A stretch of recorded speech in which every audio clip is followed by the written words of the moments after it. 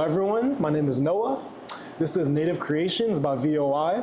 I am here in the place I call home, Washington, D.C. What area, what part of D.C. would you call this? We're Petworth and Columbia Heights. Spring Street is the dividing line. Okay, so I am here with Sasha, the owner of Red Derby. It is a dive bar. I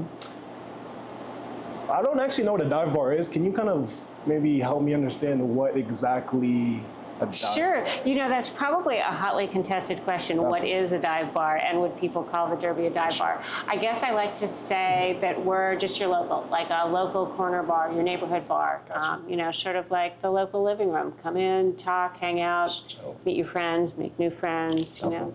Definitely. So I really do like it in here. I feel like everything kind of makes sense and goes together. But can you kind of Thank you. explain kind of the idea behind it? What is the Red Derby? What kind of led you guys to build this space? Sure. So we opened 17 years ago, Okay, wow. and I opened it with my husband. We were both bartenders. We'd been bartenders for decades, and we really wanted to open a local neighborhood bar. And it took a really long time. Our first, we had a little spot up in Adams Morgan, Okay. and that was going to be sort of like our starter bar. And it was on the upstairs of a Salvadorian restaurant. So we couldn't really have a name. We couldn't really do too much advertising because we were just helping some guy with his second floor. Okay. So we came up with, we needed to have a name that you could just paint. You know, just it would be a visual, it wouldn't be words. So we just, out of the blue, you know, we just brainstorming came up with a name, Red Derby, that we could paint like the Derby hat, a red Derby hat. So it wouldn't have words. It would just, you'd see it and you'd be like, oh, Red Derby. Okay. So we painted that and we opened up and we just, you know, this was a little stop along the way to opening our real bar, you know. And then as it happened, that endeavor only lasted like 2 months, which was really sad, but that's super short. okay. And so then we were like, okay, back to the track of opening our real place. And we had another name picked out. We were going to call it Gin Ricky. We had another name, another everything. Okay. But in those 2 months that we were open, it sort of made a name for itself, and everyone was like, when is the Red Derby going to open again? Where is it going to open? Where's home? Where we're looking for home? Where is it going to happen? So we realized we couldn't change the name. Like, even though we'd only been open Got for 2 months, it was there. Like, the name had already been born. And then, so when we found this place, we was like, okay, well, it's going to be called the Red Derby. That's it. So yeah, so that was the name. That's how the name stuck. Got it. Yeah. And so you had the name. Did you kind of design the place with the idea of keeping the red theme, or at least this bottom floor, keeping the red theme? So yeah, so when we opened the little bar in Adams Morgan for 2 months, the name Red Derby, we went to the paint store and we got, like, you know, I don't know, 10 different cans of red paint and painted different splotches on the wall to see what would look best. And we ended up with a paint called Heartthrob Red, which we really loved. Okay. So with the name Red Derby, the walls have to be red. Like, you can't have like yellow walls. Also red, everyone looks good in red. It's like sort of like, you know, it's just. It's a powerful color. It's a powerful color, yes. It's also the color of love and of passion. So yeah, so when we got in here, so this space that we're sitting in was, like, basically just a storage facility. There was no running water, there was no heat, there was no electricity, there was no bathroom, there was no kitchen, there was nothing. When you walked in, you couldn't see the back door. And there was a wall, like there was a little wall over here. Yeah, it was really, I mean, the place was like just hoarders, but hoarders on steroids. Hoarders. It was really, really awful. So once we cleared out the space, then we did all, you know, and then when it got time to do the walls, I did all the painting myself, and I was covered in red paint for like a month. But I believe it. and then the walls. So then we decided we had to sponge the walls because there were so many problems with the actual walls. That the layers of red paint we put on the walls, it then became really dark and sort of not great. But yeah. So now, so that's how they became red. Got it. Yeah. Got it. So that sounds like a lot of work. It was a labor of love, though. Understandable. So I'm wondering, kind of, what is your background and how did that lead you to want to become an entrepreneur? And then how did you feel confident enough to kind of embark on the journey? Sure. So I had always loved the service industry. I think I got my first job in the service industry when I was like in 8th grade. Okay. I loved it. Well, And in 8th grade? Yeah, as like, just a helper to the host, Gotcha. that kind of thing. And I loved it. Then after college, I was working at a cafe, just loved it. And I got a lot of family pressure that wasn't a real job, So the pressure was you have to go to law school. You have to go to grad school, and law school would be the option. So I went to law school. Okay. I caved to the pressure. It's strong. And it was strong. Yeah. And it wasn't for me. I mean, I went and I practiced law for like 4 years, and I hated every single moment of it. And then finally I said, life is short. I'm going to do what I really want to do. I'm going to go back to the service industry. So I got like 3 bartending jobs, and I quit, got 3 bartending jobs, and I never looked back. It was great. It took a long time to open a place like that just took a really long time. So you have to get the money together, you have to find the place, you have to, and that's even before build out. Like build out's going to take you like a year and a half, 2 years. So then you're talking about like it took us like 5 years before we could actually secure a place, right? Exactly. And we lost a lot of money on the way, and spent a lot of times on deals that didn't work out. So you have to be really committed. Like you have to want to do it really badly. So committed. So that actually falls into the next question I wanted to ask, which is, how do you deal? I mean, 5 years to get something to where it is now. How do you deal with those moments of self-doubt, those kind of challenges that are inevitably going to come up that you couldn't have possibly foreseen? Well, that's why we did the bars that was only open for 2 months. That's why I did it, because it was taking so long, and we just spent 1 year on a deal that didn't come through, and I was so depressed, and I was just like, God, this is never going to happen. We're never going to open a bar. Like I'm going to go my whole life and we'll never have opened a darn bar.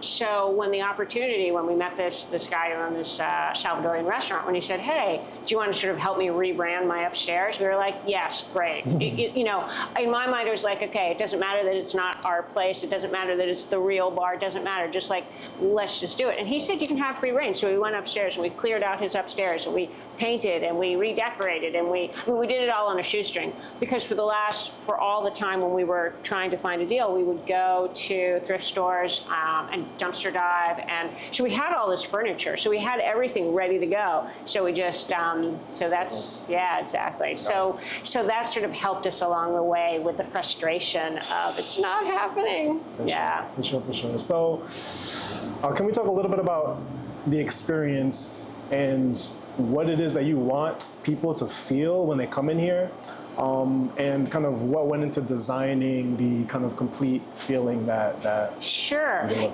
The main thing we hope that when someone comes into the Red Derby, it's just that you feel good, like you feel at home, you feel good, you feel happy, you feel like you're in your space, and that was just really important. So we wanted something just really welcoming.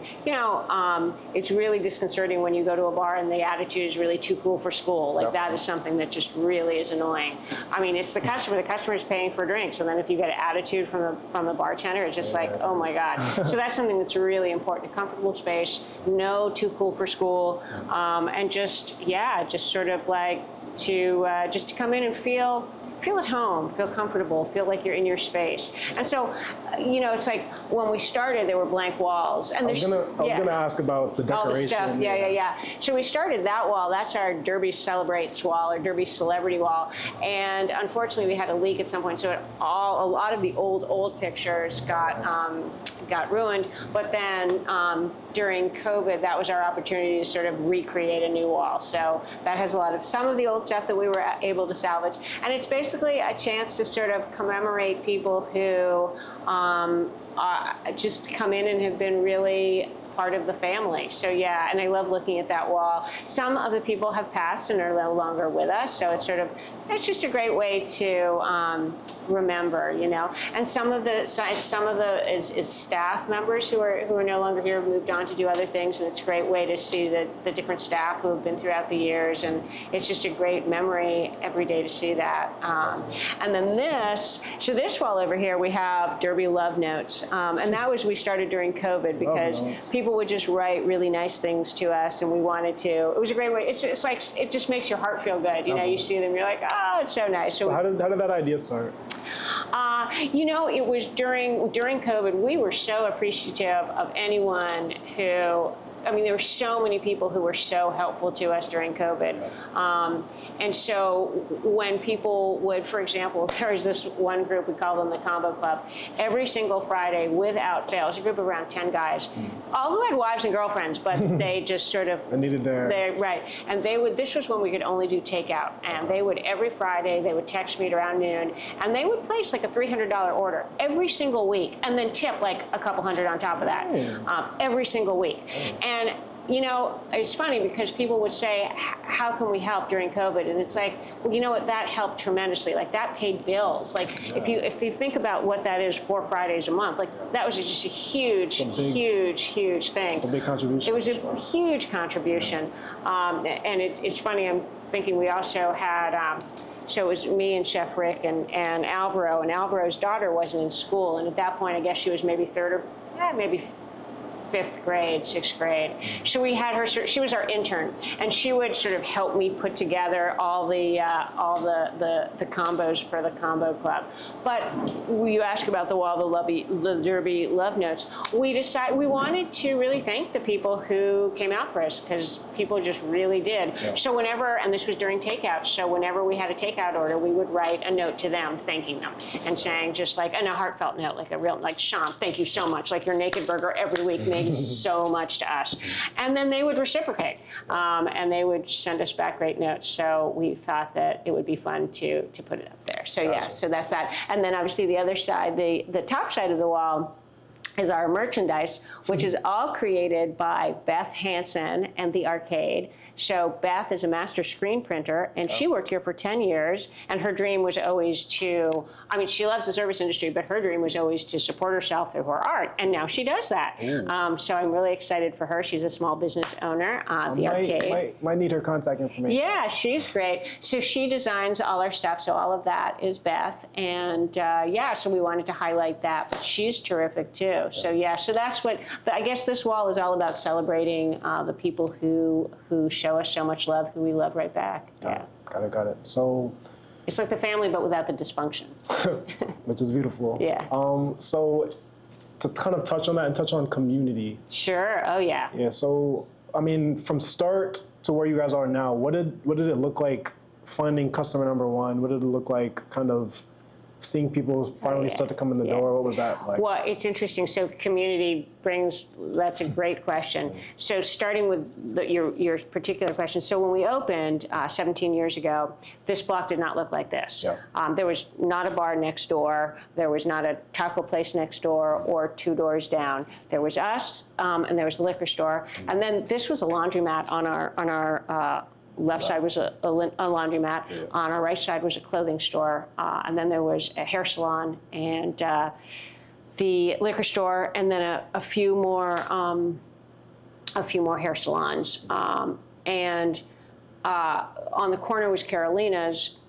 But unfortunately, Carolina's, there was a stabbing like once a week out of Carolina's. Once a week? Yeah, it was really, really bad. They would, you know, the cops would do sting operations outside our bay window. Oh, yeah, it was a different kind of neighborhood back then. Yeah. And we didn't have a sign, we didn't have lights, we didn't have anything. We were just sort of like that. Just like a hidden little bar on a hidden little street. Not a speakeasy though. No, it was just sort of this little place, so you really had to know about it to come. You know, yeah, that first year, I mean, it was customer by customer. Like, it was literally like, yeah, it was customer by customer. Yeah, which is funny too. So we had a soft opening on a Sunday night where we invited all our friends and family. And it was busy, and a lot of neighborhood people came. We were like, this is great, you know, this is really wonderful. So therefore then, that was on a Sunday night, soft opening. Then Monday we were closed, and then we opened on Tuesday. But because we did that on the Sunday night, we then thought, well, when we open for opening night, there's not gonna be anyone here because all our friends came on Sunday. Yeah. So we weren't prepared. Like, we didn't have a server, we didn't have checks. We just literally thought it was gonna be like us just sitting here drinking, you know? And we opened at 5. By 6, we had a line out the door. Okay. It was crazy. And that was really cool. It was just word of mouth and people just spreading the good word. And that was awesome. And that was sort of a wonderful bellwether of what was to come. People really came out to support us. I mean, that is not to say that, boy, that first couple of years, I mean, we'd have nights where we'd have like 10 customers all night. From 5 when we opened till like 2 o'clock in the morning, like 5 people, 10 people all night. It was really slow. Definitely. But you go through that, you really appreciate the people who do come in the door, Sure, you know. for sure. And then, so talking about community, we're doing something next week. Community and being part of the community is a really important, I think, thing for a lot of small businesses and for people. You guys have a lot of nuances to your experience that I think fosters community. We're really excited. So next, this is so great. So there's a bookstore in Adams Morgan. It's called Lost City Books. And then there's a bookstore on Upshur, and they also have a branch in Silver Spring. It's called Loyalty Bookstores. And they're both independently owned. Adam owns Lost City, and Hannah owns Loyalty Books. Okay. And they've been coming to the Derby since the beginning. And we used to, pre-COVID, we were open 7 nights a week, and their favorite night to come was Sunday nights. We're no longer open on Sunday nights, but Sunday nights used to be a lot of fun at the Derby. So around a month ago, Hannah and Adam texted me, and they're like, hey, we're thinking that because we really miss the Derby on Sunday nights, let's do it like a small business, a Derby, a book fair at the Derby on a Sunday night, so we can do a pop-up and open. So it's really cool. Next month we're going to show Lost City Books and Loyalty Books. They're going to bring books. We're going to set them up on the banquette, and so we're going to have a book fair, and so people can come and sort of have drinks, and then also buy books and talk to their neighbors and meet. And then I don't know if you've heard of Chacho. Do you know Chacho? Chacho. So Chacho is a spirit based. It's a booze, a spirit, and it's based in DC. And it was started by Dan. What is it, like a? Yeah, it's you see that bottle? You see that? So it's a jalapeno infused aguardiente. Okay. And so aguardiente is it's technically a rum because it's sugar based, and then the jalapeno. So it's spicy, but it's got a little hint of sweet. It's really delicious. It's also Chacho is also a small business started by Dan. Made here? It's and it's DC. He's got his distillery. It's really great. I think his distillery, he opened it during COVID. I mean, he's been open much longer, but he used to distill it elsewhere. But he opened his distillery during COVID, and it's just great. And so he's going to be involved in this small business community Lollapalooza we're doing too. He's going to donate chachas so that people who are coming to the book fair to support Loyalty and Lost City can have a drink of chacho. Yeah, so that's just sort of like thinking about community. It's so great to be part of this vibrant community, and we're really excited about that event coming up. For sure. So out of curiosity, I know this is kind of a weird question, but how do kind of small businesses connect? Like, how do you guys? You know, it's all people. It's just people. Like, it's literally, when I think of Lost City or Loyalty, it's Adam and Hannah. And they're great people. I don't know, I really like people who do small businesses. I mean, yourself included, you know, Noah, you're awesome. I think it takes, you have to be brave and courageous and smart and roll the punches and have a stick-to-itiveness, you know. Determination. Yeah, determination. You really have to. And I think all of those qualities in one person are really cool. Like, it makes for a really awesome person, I you know. agree. That's why I'm talking to so many entrepreneurs. Yeah. So I think for us, we've been lucky to connect with other people who are doing things in DC. Exactly, yeah, and that's really great. They're great people. We're really excited to be part of the small business community in DC. It's vibrant and it's alive and it's great. I mean, obviously it took a hit during COVID. COVID was really tough. Yeah. For everyone. Yeah, I know. Yeah. And that's the thing. It's like we're still rebounding. We have not completely rebounded. Like, we're still massively feeling the effects. You know, I think a lot of people feel like, oh, that was in the past. It's like, yeah, it's... Yeah, my mind is like, I don't want to think about it. But, yeah, exactly. So I do want to take an opportunity to talk about the nuances of you guys' experience. So Sure. I know you're mentioning the kind of pick a beer. Yeah, so what we've had, you know, pre-COVID, we just had our happy hours, I think $1 off everything, which when we opened, we had $2 beers And so $1 off a $2 beer is $1. So that was our happy hour way back 17 years ago.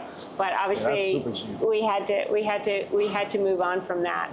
But so when COVID hit, we wanted to offer something that would be really appealing to people. And so that's when we came up, I think at that point we called it the pandemic happy hour, but now it's just the 24-hour happy hour. So anytime we're open, we have the option to have a lucky pick beer, and it's just on the bartender's choice, and they can pick whatever beer, and it's $3.50, and you get whatever beer you want.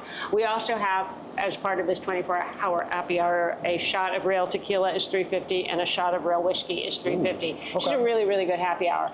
And then on top of that, we also have other, like, Tuesday, Wednesday, and Thursdays. Like Tuesdays, it's $3 Tecate. Wednesday, it's $3 High Life, and Thursday, it's $3 PBR.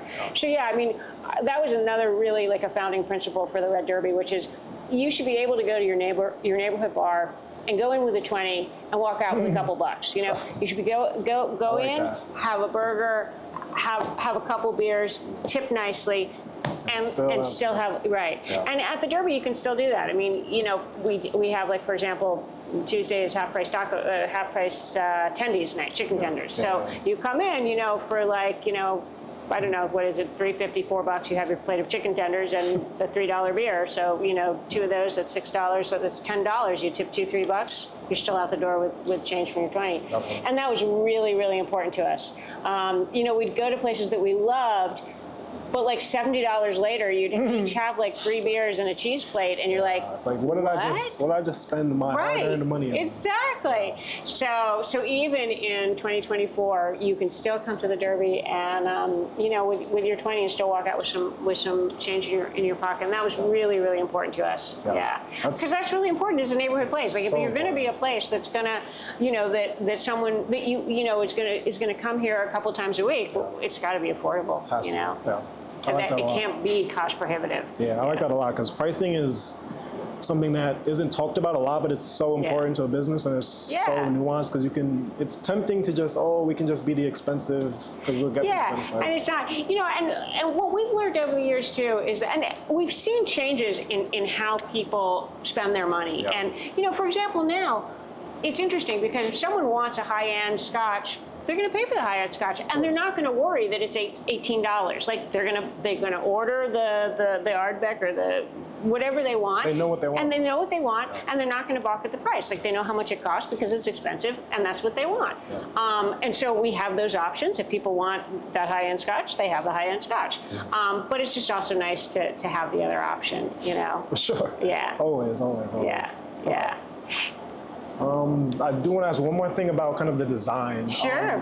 We'll probably show some kind of shots of upstairs, but there are different flags, and there's a whole rooftop area, and it's really just warming. I know you actually have the heat warmers, the actual warmers, yes, but we do. It's kind of a warm, kind of nice, just sit down, hang out area. So I just want to know a little bit about that, and if you can talk about that a little bit. Sure. So when we opened, we were one floor, and so we were just one floor, and it was great. It was wonderful. But it was just one floor, and we felt that it would be really great to have a roof deck because DC, the weather is nice for a really long stretch, like from, you know, you're talking, like, it's really only really cold, like December, January, February. You know, there's a long swath that it's nice. And also, for whatever reason, people in DC like to drink outside year round. Just being outside is just a better experience. I don't know why. So we really wanted to make a big push to put a rooftop deck. I mean, just like getting the bar and finding the property and getting that all nailed down, and that took forever. The roof deck also took forever to do, but we're really thrilled we did it. So we opened in 2007, and it opened in 2009. Okay.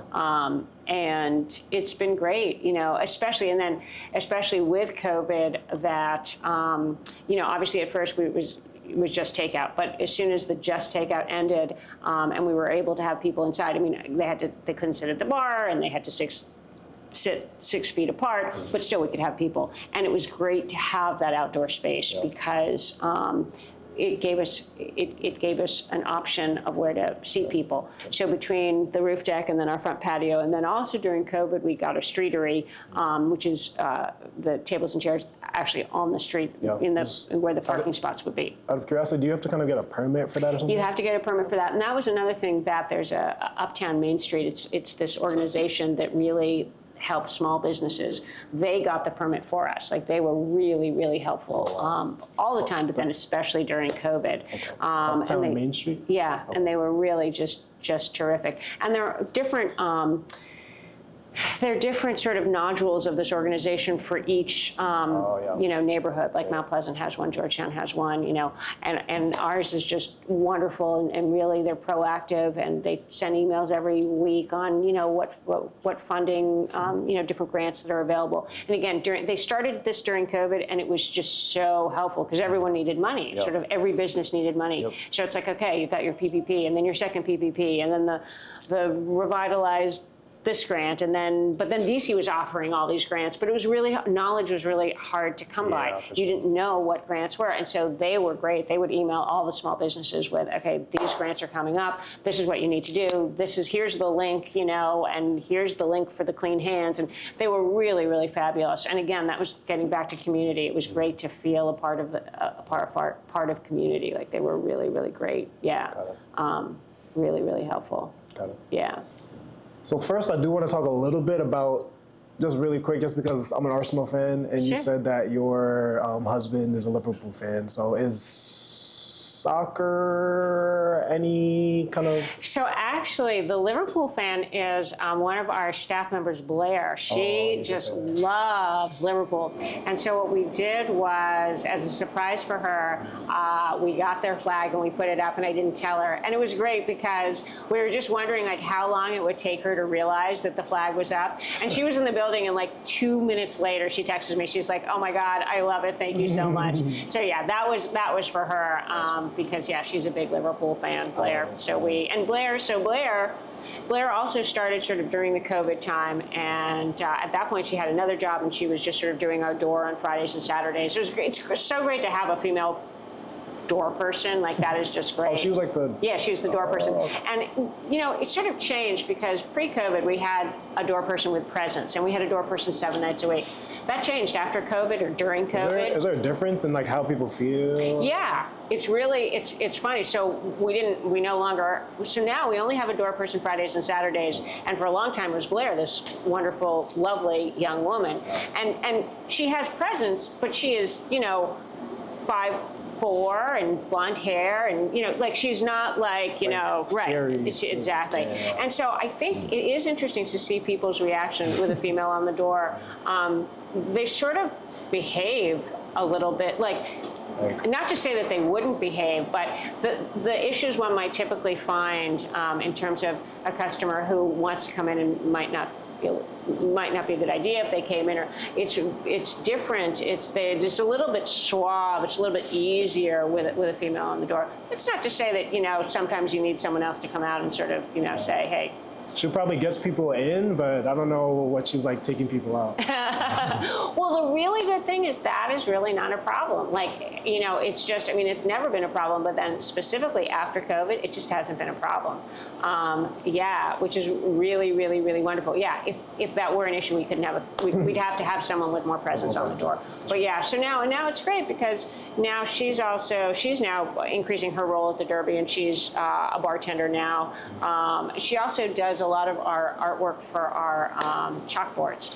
And so when we put up the Liverpool sign, she was very, very excited. Yeah, so that was the Liverpool. Yeah. I love it. And so you were telling me a little bit off camera about a celebrity that you yeah. So this was really fun. This was probably year 1, year 2. It was before the deck, and it was when we were really, really slow, like those nights that we'd have like 10 customers all night.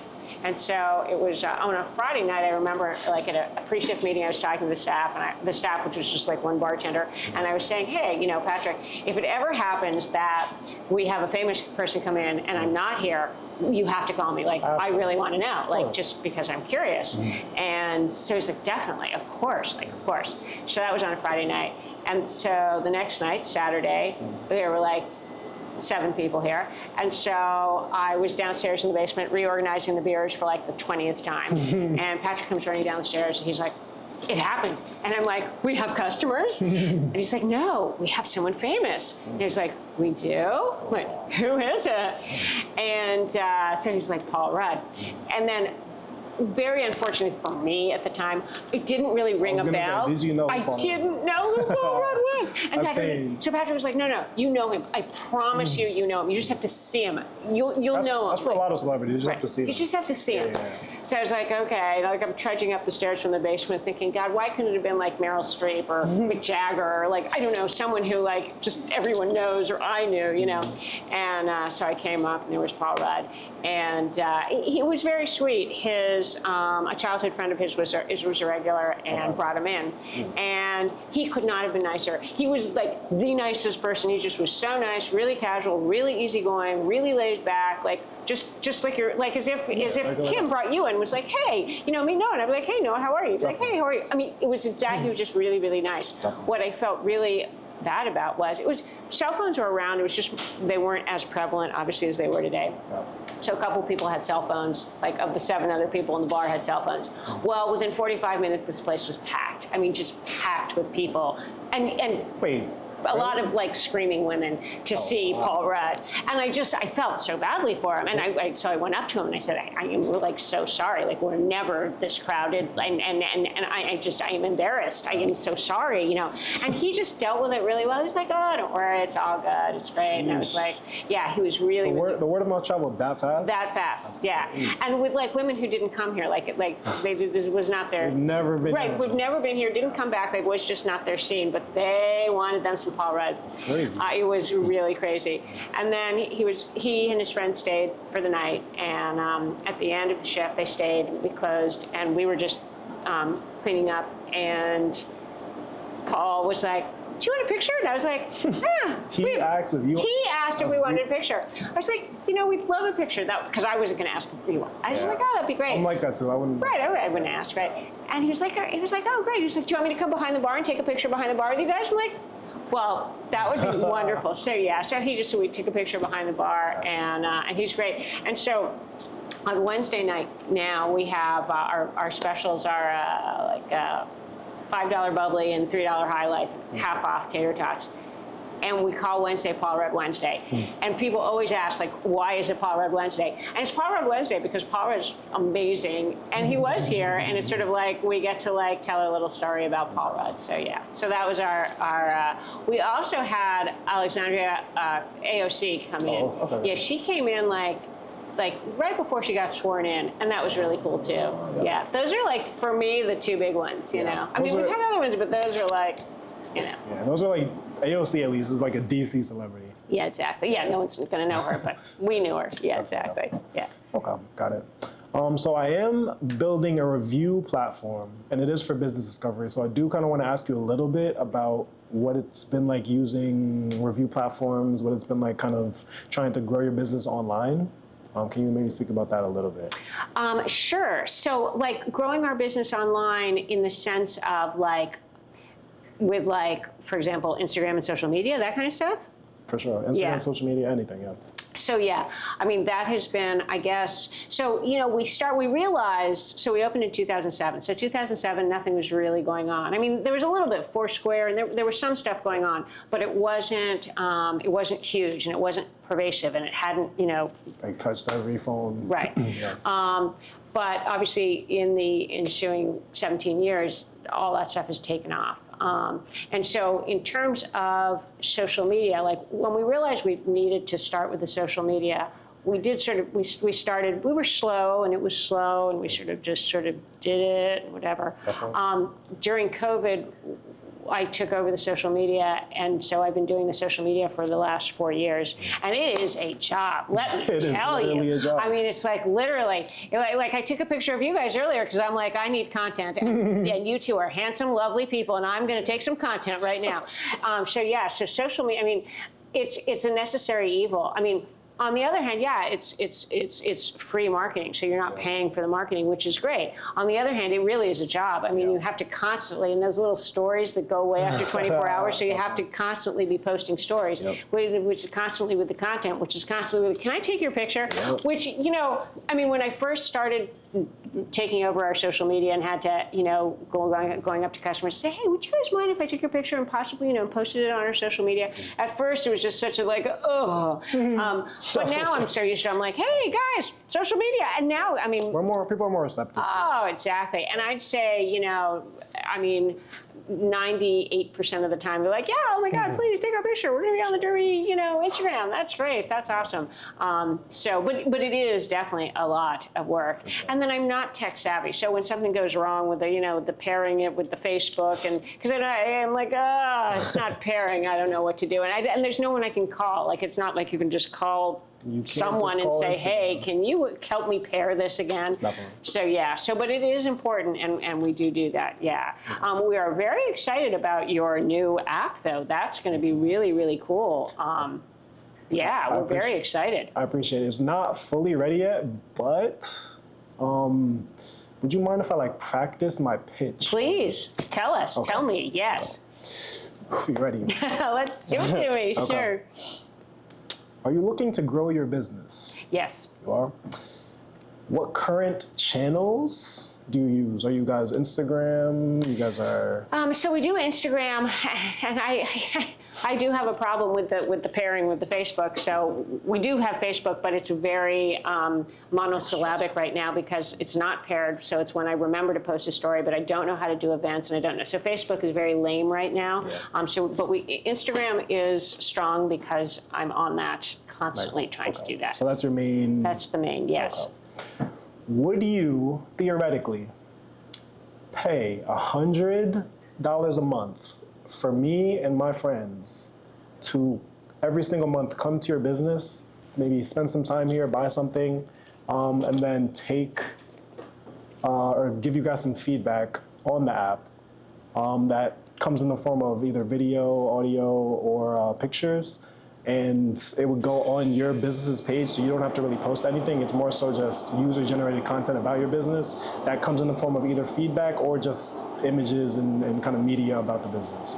Yeah, I mean, I would be open to discussing it, sure. You know, I mean, one thing I found, we used to have different staff members do our social media, and at some point, before I took it over, we were also thinking about, could we farm it out to someone? Yeah. You know, could we, and how much would it cost, and could we farm it out? Sure. And one thing I have learned over the last 4 years is that whoever is doing social media or internet related, growing the business, your business through the internet, has to know your business. And they have to know your people, and they have to know your customers and your staff and your food and your, they really have to know your business, because if not, they're going to post things that aren't. So I would definitely be interested, but I have learned that it is important to know. Question, let me understand exactly, tell me again exactly what you would offer. For sure. So we would create a profile for you. You don't have to do anything other than, if you want to highlight 3 reviews that you like the most, then you can do that, but you don't have to do that. And so you have a profile, and people are incentivized to come to your business every month, review it, whether that's giving feedback or just taking pictures of their experience just to kind of add content to your page. And then... So let me ask you a quick question. Yep. So therefore, so your app is going to then feature, let's say, 300 DC bars, or however many so you're going to pick the bars you want on your site, or is it all bars, or how are you going to make that determination? That's a good question. We're going to be a little bit selective, but it's more so just bars that we think that provide a good experience and that people on the app want on the app. Okay. So who's your target audience?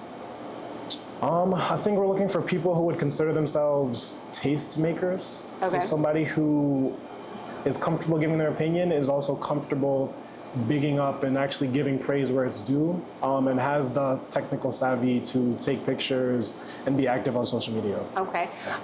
And so therefore then you're going to create, let's say it's 200 bars, just for the sake of it. So then you'll go to those 200 bars and you create that profile. Yes. And that profile then says, you know, these are their specials, these are their menus, these are pictures of their main floor and their second floor, and they offer comedy on Wednesday nights or whatever it is they offer. For sure. So you'd create that profile for them. Yes. Okay. Or you can create it yourself, but we can create it for you. And so the real value that I think we're creating is that you don't have to do anything other than for the 100 you pay us a month, whatever the best reviews are, we kind of split some of that money with the reviewers. So it's a reason for reviewers to continue to review things every single month. And then, like I was telling you a little bit earlier, after 2 months, all reviews are deleted.